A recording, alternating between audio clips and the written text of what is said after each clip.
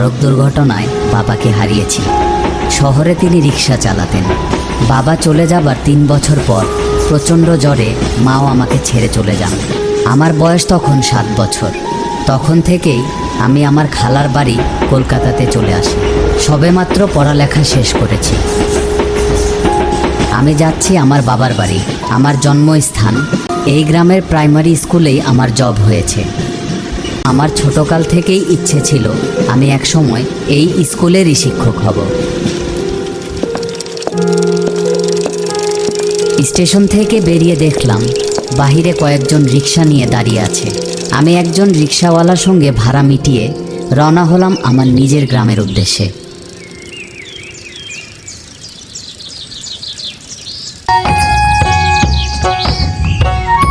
প্রায় 15 মিনিট পর আমি পৌঁছালাম আমাদের গ্রামের প্রাইমারি স্কুলটিতে।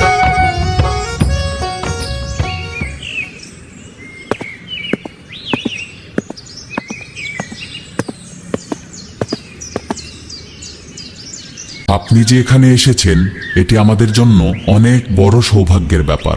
আপনার মতো একজন ব্রিলিয়েন্ট শিক্ষক আমাদের স্কুলে নিতান্তই প্রয়োজন ছিল। কোথায় থাকবেন তা কি কিছু ভেবেছেন? স্যার, জমিদার বাড়ির পেছনে আমাদের একটি পুরনো বাড়ি আছে। ভাবছিলাম কিছুটা মেরামত করে নিয়ে সেখানেই উঠব। বাহ, তাহলে বেশ। বাড়িটি স্কুল থেকে খুব একটা কাছে হবে, কি বলেন অনিমেষ বাবু? জি স্যার। তাহলে কাল থেকে চলে আসুন, কি বলেন? ঠিক আছে স্যার, কাল সকালে দেখা হচ্ছে।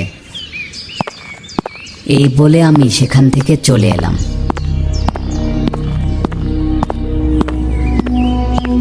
ঠিক জমিদার বাড়ির উপর দিয়ে আমার বাড়িতে যেতে হতো। অতীতে আমার বাড়ির আশেপাশে আরও 3-4টে পরিবারের বসতি ছিল। শুনেছি কোনো একটি কারণে তারা জমিদার বাড়ির পেছনে আর থাকে না। আমার খালামণি বলেছিল জমিদার বাড়িটি নাকি খুব একটি সুবিধাজনক নয়। কিন্তু আমি মনোবিজ্ঞানের ছাত্র ছিলাম, এসব বিশ্বাস করা আমাদের বিজ্ঞানে নেই। জমিদার বাড়িটি দেখে আমার পুরনো সব কথাগুলো মনে হতে শুরু করলো। বাকিটা পথ জুড়ে পুরনো কথাগুলো ভাবতে ভাবতেই কখন যে বাড়ি চলে এলাম টেরই পেলাম না। বাড়িটির এমন অবস্থা দেখে মন বলছে এখনই বাড়িটি ভেঙে এখানে নতুন বাড়ি নির্মাণ করি, কিন্তু সে পরিমাণ অর্থ নেই। 6 মাস আমাকে এভাবেই কাটিয়ে দিতে হবে। সেদিন আর দেরি না করে সাথে নিয়ে আসা খাবারটি খেয়ে শুয়ে পড়লাম। শরীরটি বেশ খারাপ ছিল, কিন্তু সন্ধে 6টার নাগাদ অদ্ভুত রকমের গন্ধে আমার ঘুমটি ভেঙে গেল। আমি ঠিক বলে বোঝাতে পারবো না গন্ধটি কত বিচ্ছিরি ছিল। মনে হয় ঠিক আগুনে মাংস পোড়ানোর গন্ধ। এরপর অনেকক্ষণ চেষ্টা করেও কিছুতে আমার ঘুম আসছিল না। ভেবে বসলাম স্কুলের মোড়ে গিয়ে 1 কাপ চা হলে বেশ ভালোই হয়। আমি আর দেরি না করে স্কুলের মোড়ের উদ্দেশ্যে রওনা হলাম।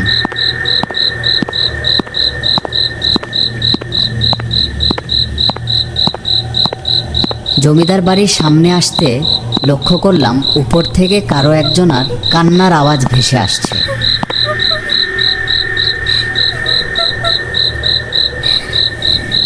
রাত বলে আমি আর তেমন গুরুত্ব দিলাম না।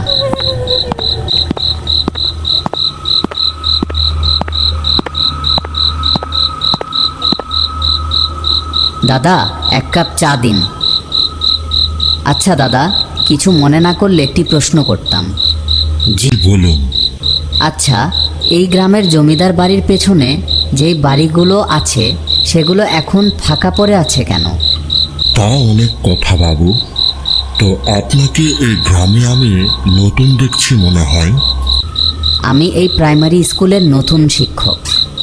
আমাকে মাফ করবেন স্যার, আমি আপনাকে চিনতে পারিনি। না না, ঠিক আছে, কোনো ব্যাপার না। আমি জমিদার বাড়ির পথ দিয়ে আসার সময় বাড়ি থেকে একজন মেয়ের কান্নার আওয়াজ পেলাম। স্যার, আপনার কাছে আমার অনুরোধ, কোনোদিন এসব কাউকে বলবেন না স্যার, আপনার ক্ষতি হবে। জমিদার বাড়িতে খারাপ আত্মা ঘোরাফেরা করে। অনেকেই তাকে দেখেছে, কিন্তু যারাই সেই আত্মার সম্পর্কে কাউকে কিছু বলতে যায় তারই অনেক বড় ক্ষতি হয়। স্যার, আমাকে ক্ষমা করবেন, আমি এর থেকে বেশি আপনাকে আর কিছুই বলতে পারবো না। শুধু মনে রাখবেন, সেই বাড়িতে যেটি দেখুন না কেন, না দেখার ভান করে চলে যাবেন। আর যত তাড়াতাড়ি সম্ভব জমিদার বাড়ির আশেপাশে থেকে চলে আসুন। আমি আর কোনো কিছু না বলে সোজা বাড়ি চলে এলাম।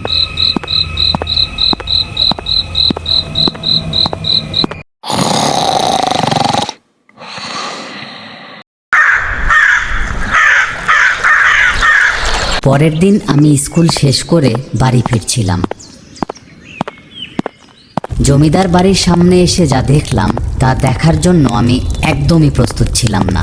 আমি দেখলাম জমিদার বাড়ির ভেতরে দাউ দাউ করে আগুন জ্বলছে। ওপর থেকে একজন মেয়ের আর্তনাদ ভেসে আসছে। ভেবেছিলাম কোনো মেয়ের শরীরে হয়তো আগুন লেগেছে।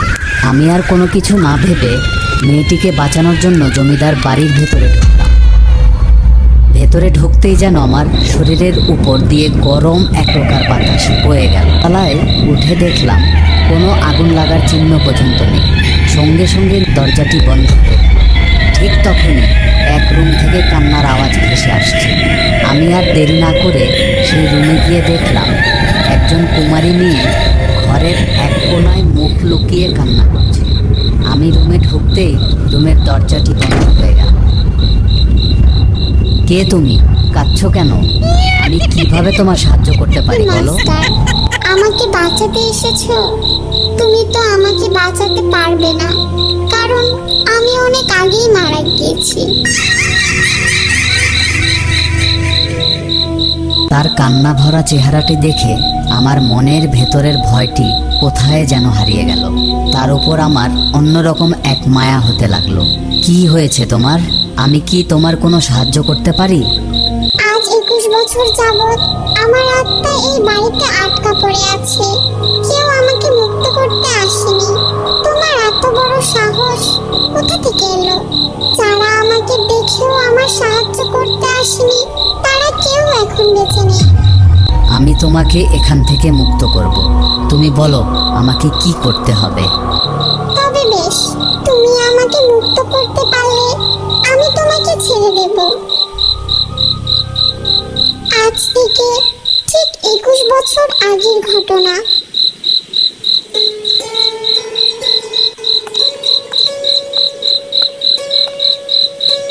হুজুর, রূপনগর গ্রামের নির্মলকাল মারা গিয়েছে। হ্যাঁ, কি বলিস রে? তাহলে আমার খাজনা কে দেবে রে? ওর বাড়িতে কে কে আছে রে? হুজুর, একটি যুবতী মেয়ে ছাড়া ওর বাড়িতে আর কেউ নেই। হ্যাঁ, কি বলিস রে? যুবতী মেয়ে? কালী মেয়েটিকে আমার সামনে হাজির করা হোক।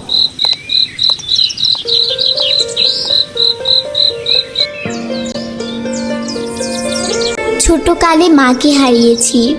আজ 2 দিন হলো আমার বাবাও আমাকে ছেড়ে চলে গেল। এই গ্রামে আমার আর কেউ নেই। অনেক সিদ্ধান্ত নেবার পর ভেবেছি কাল শহরে যাব। শহরে যাবার পর কোনো না কোনো একটি ব্যবস্থা হবেই। সেদিন আমি শহরে যাবার উদ্দেশ্যে প্রস্তুতি নিচ্ছিলাম। ঠিক সে সময় বাহির থেকে কেউ যেন ডাকাডাকি করছে। বাড়িতে কেউ কি আছো?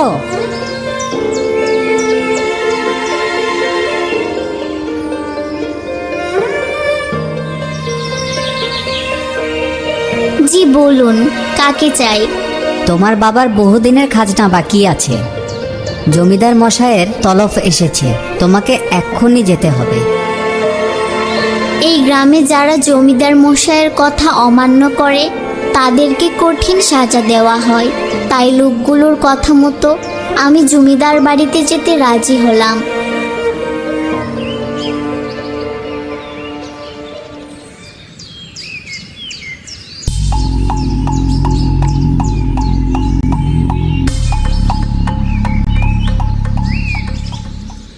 হুজুর, মাফ করবেন আমাকে।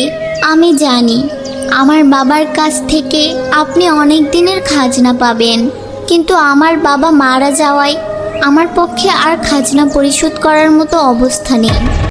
কি বলিস রে? বাপ মরেছে তো কি হয়েছে? তাই বলে খাজনা দিবি না? তা তো হয় না। খাজনা তো তোকে দিতেই হবে। আমাকে মাফ করবেন হুজুর, আমি আপনার খাজনা পরিশোধ করতে পারবো না। তবে বেশ, আজ থেকে তোর বাবার জমিটি আমার এবং আজ থেকে তুইও আমার। আজীবন আমার সেবা যত্ন করবি। আমাকে ছেড়ে দিন হুজুর, আমি আজ শহরে যাচ্ছি। আমি ধীরে ধীরে আপনার খাজনা পরিশোধ করে দিব। ঠিক আছে, তবে তাই হোক। ধীরে ধীরে খাজনা পরিশোধ করে শহরে চলে যাবি। এখন তুই আমার কাছেই থাকবি। এই, কে আছিস? ওকে ঘরে নিয়ে যা। করে দিব। ঠিক আছে, তবে তাই হোক। ধীরে ধীরে খাজনা পরিশোধ করে শহরে চলে যাবি। এখন তুই আমার কাছেই থাকবি। এই, কে আছিস? ওকে ঘরে নিয়ে যা। আমাকে তারা জোর করে একটি ঘরের ভেতর বন্দি বানিয়ে রাখলো। শুধু তাই নয়, রাতে তারা আমার সাথে শুরু করলো শারীরিক নির্যাতন। প্রতিদিন রাতে 12 থেকে 15 জন মিলে আমার সাথে জোর জবরদস্তি করত। আমি অনেকবার পালিয়ে যাবার চেষ্টা করেছি, কিন্তু সফল হতে পারিনি। তারা আমার সঙ্গে অনেক নির্যাতন করত, আমাকে চাবুক দিয়ে মারত। এত কিছু করার পরও তারা আমাকে ঠিকমতো দুবেলা দুমুঠো খাবার পর্যন্ত দিত না। আমি আর এই নির্যাতন সহ্য করতে না পেরে এভাবে একদিন জমিদার বাড়ির একটি ঘরে নিজের শরীরে আগুন লাগিয়ে আত্মহত্যা করি। আমার লাশটি তারা এই বাড়ির পেছনের আম গাছের নিচে পুঁতে রাখে। সেদিন থেকে আমার আত্মা এই বাড়িতে ঘোরাফেরা করে।